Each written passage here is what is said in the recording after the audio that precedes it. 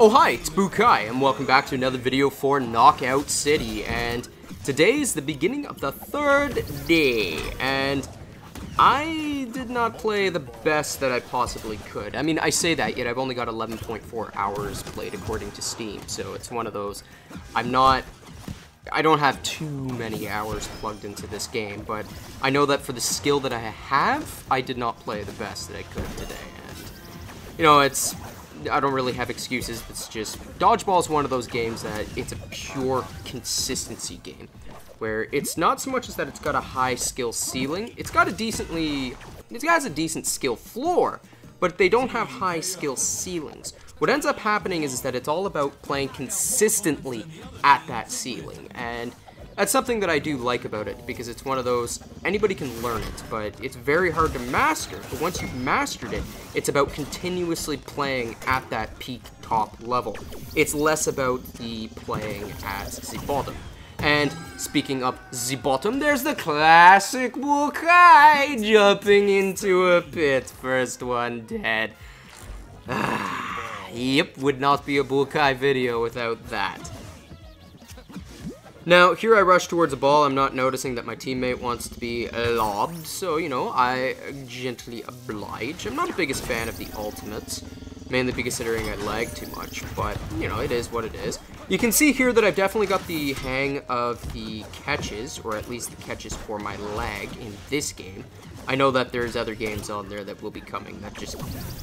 I didn't. There's no other way of saying it. Catching is still the weakest part of my game, as one thing that I've learned when playing is that dodges actually are a little weak in this game.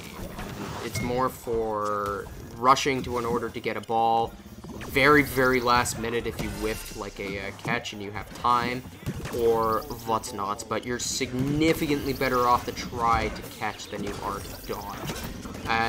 That's just kind of the way it works. I'm going to make a whole video on the actual tech of the actual dodges, where you'll notice that inside of the dodge, you've got the beginning where you're actually vulnerable, the middle is where you have your iframes, and then the end of the dodge is where you are vulnerable again, but you also have a skill lag.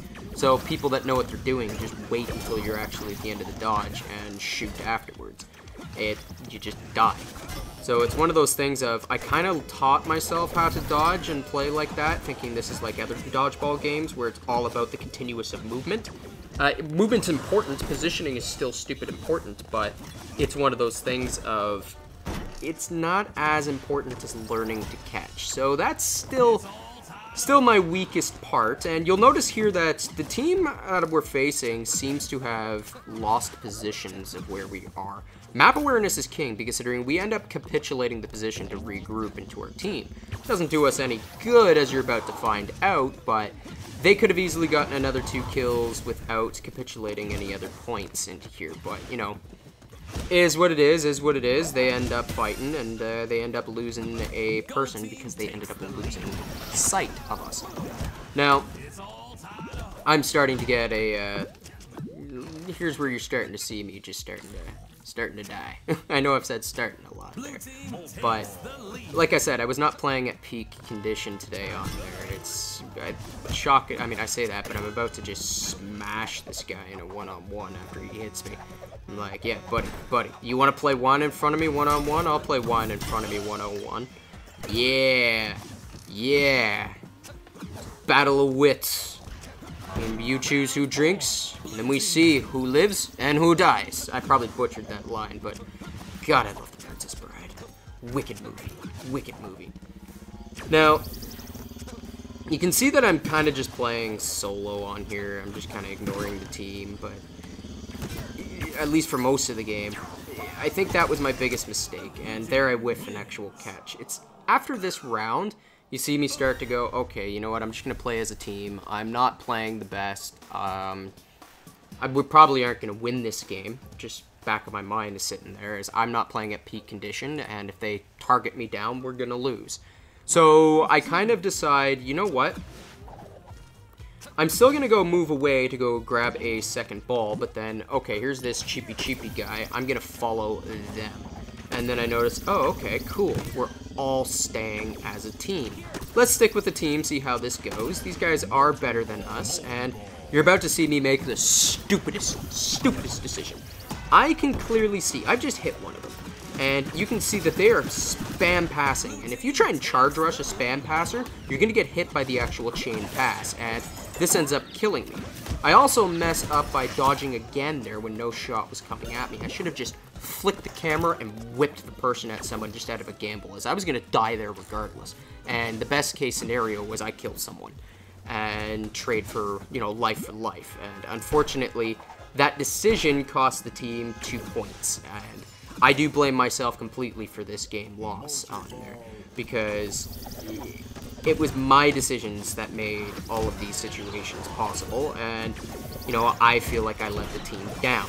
And, you know, one thing that I both love and hate this map, because considering this map is wicked if you know how to escape and not die, as you saw at the beginning, and you're about to see it again here, where you can abuse the map geometry, the cars, the everything in order to get around and basically just survive in this game for as long as possible. And here's the moment that you guys all have watched at the beginning, and you're gonna see me just live by abusing game geometry. And yeah, I hit the wrong button. I hit pass by mistake. That was, like I said, a mistake. But, you know, it's not the biggest of deal. And there's my iframes along with the quick target switching. Man, I love the fact that PC can now switch targets on the fly like that. Just with a quick jiggle of the mouse on there, the high DPI, you can swap targets. And by swapping targets, you get rid of the indicator around a person. It is so important to do. Now, you can see I'm bouncing off of the cars. I'm just trying to abuse every game geometry I can and basically just try to survive. And I know that we're probably not going to, you know, win this game, considering it's 3-8.